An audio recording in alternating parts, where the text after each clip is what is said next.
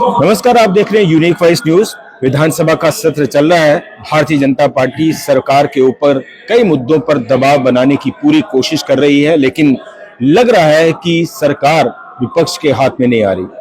कुल मिलाकर ये कि भारतीय जनता पार्टी विधानसभा के अंदर किस तरह का लाइन ऑफ एक्शन लेकर चल रही है, बातचीत करने के लिए हमारे साथ मौजूद है बलवंत सिंह मनकोटिया जी, भारतीय जनता पार्टी के सीनियर नेता विधायक भी हैं। मनकोटिया साहब, क्या माना जाए कि बीजेपी किस तरह का रोड मैप लेकर विधानसभा के अंदर जो है वो काम कर रही है, और क्या माना जाए कि जो विपक्ष सरकार को घेरने की पूरी तरह से लामबंदी करके बैठा था कई मुद्दों पर, कितने हद तक कामयाब हो रहा है, खासकर भारतीय जनता पार्टी की बात करें?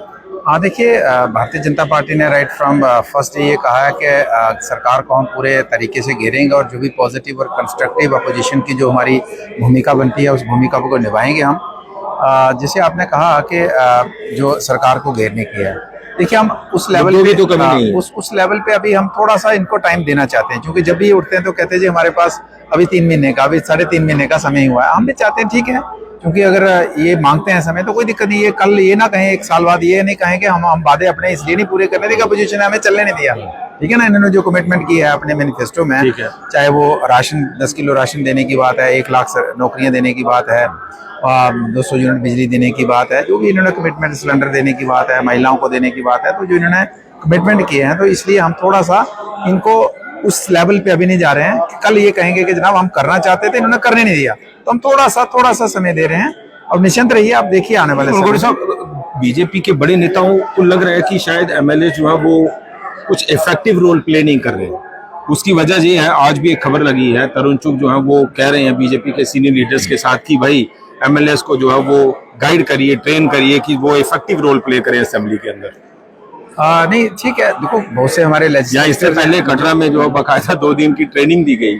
जो लेजिस्लेटर्स हमारे नए हैं, तो थोड़ा सा नेचुरली कोई भी नया आता है, आप पत्रकारिता में जब नए आए तो थोड़ा सा समय आपको भी लगा होगा, 2-4 महीने। तो कुछ नए हमारे साथी हैं तो अच्छे तरीके से परफॉर्म कर रहे हैं। थोड़ा बहुत जो त्रुटियां हैं वो संभाल लेंगे, लेकिन आप देखते रहें बहुत बेहतर तरीके से। और पहली बार आपको लगेगा कि एक इफेक्टिव अपोजिशन का रोल जो है भारतीय जनता पार्टी ने किया है, जिसका हम सरकार को अकाउंटेबल भी बनाएंगे और लोगों को रिजल्ट भी देंगे। तो इसके साथ ही अगर हम बात करें, जैसा कई बार आपको जो है वो नाम भी लिया गया आपका कि बलवंत सिंह मनकोटिया, लग रहा है कि थोड़ी बहुत तैयारी करके आते हैं, लेकिन बाकी के विधायकों को कुछ मुद्दों का पता नहीं चल पाता, या कुछ सीनियर नेता हैं, सुरजीत सिंह सलातिया हो, श्यामलाल शर्मा हो, या और 1-2 लोग हैं, लेकिन बाकी लोगों को लग रहा है कि वाकई में जो है वो मुद्दे उठा नहीं पाए।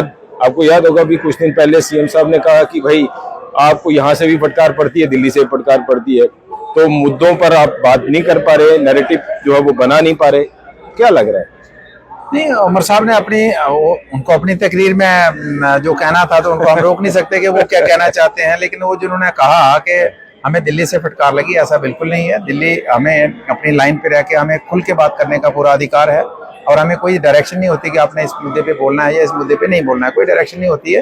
लेकिन चूंकि सीएम साहब ने पूरे भारतीय जनता पार्टी को कठारे में खड़ा किया था, तो हमने उसका जवाब दिया है। उन्होंने ये भी कहा कि अब मनकोटिया जी पैड और बैट लेके आए थे क्रिकेट खेलने और फुटबॉल खेलने लगे फुटबॉल। हमने भी उनको जवाब दिया है कि इलेक्शन से पहले भी आप तो फास्ट बॉलर थे, लेकिन बाद आप भी गुगली फेंकना शुरू कर दी इलेक्शन के बाद। आपने तो फास्ट बॉलर थे, ठीक है ना, आपकी रफ्तार तो सबसे फास्ट बॉलर में से एक लगती थी हमें, लेकिन आप असेंबली में आप तो गुगली फेंकने लगे, स्पिनर बन गए आप। तो इसलिए अब अगर आप चेंज करते हैं तो हमारी भी जिम्मेदारी बनती है। तो इसलिए अब उनका कहने का मतलब कि आप बजट से हटके आपने हमारी, तो आपके बजट में है क्या जिसकी हम डिस्कस करें, ठीक है ना। आपने कहा जनाब हम राशन देंगे, तो राशन कौन सा देंगे? वो जो already government of India, Modi सरकार की तरफ से 35 किलो राशन मिल रहा है, तो कहते हैं जनाब उस फैमिली को हम, जहाँ उस राशन कार्ड पे 4 लोग हैं, तो 35 में से 5 ऐड करेंगे और 10 किलो अपने खाते में डालेंगे, 40 हो जाएगा ना 35 का।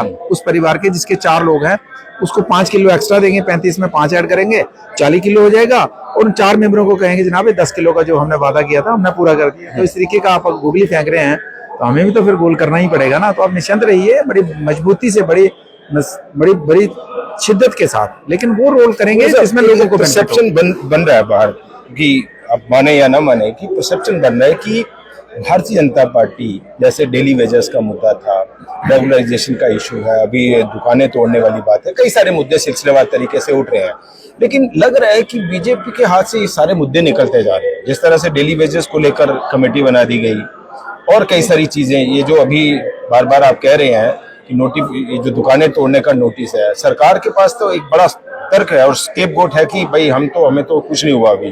तो बार बार ये चीजें सामने आ रही कि भाई ये चीजें इसलिए नहीं हो पा रही कि ड्यूअल पावर वाली जो बात सामने आ रही है। तो बीजेपी तो ये मान नहीं रही कि ये ड्यूअल पावर वाला सिस्टम है चल रहा है जम्मू कश्मीर। देखिए, जो कमेटी की बात आई तो सीएम को अपने बजट में कुछ नहीं रखा, लेकिन जब हमने विरोध किया असेंबली के अंदर, हमने एक जबरदस्त तरीके से आवाज उठाई और उसके बाद हमने वॉकआउट तक किया, तो उसके बाद सीएम को जवाब देना पड़ा कि भाई जी हम इसकी कमेटी बनाएंगे। हालांकि वो लॉलीपॉप है, वो भी जानते हैं और हम भी जानते हैं, लेकिन कुछ ना कुछ दो शब्द बोलने पड़े ना। अदरवाइज तो पिछले 4 महीने से इनकी 2 बार असेंबली लगी है, कोई जिक्र तक नहीं हुआ। और इन्होंने इलेक्शन से वादा किया था, अब सरकार इनके पास है तो वादा इन्होंने किया था कि हम लगाएंगे।